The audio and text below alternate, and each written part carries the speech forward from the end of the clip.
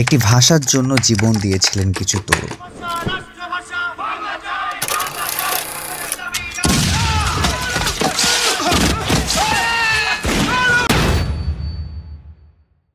তাদের বুকের তাজা রক্তে রঙিন হয়েছিল ঢাকা শহরের রাজপথ।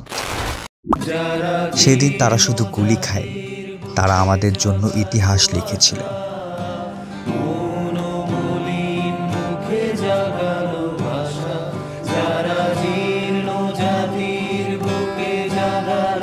তাদের নিঃস্বার্থ আত্মত্যাগের কারণে আজ আমরা বুক ফুলিয়ে বলতে পারি, আমাদের ভাষা বাংলা।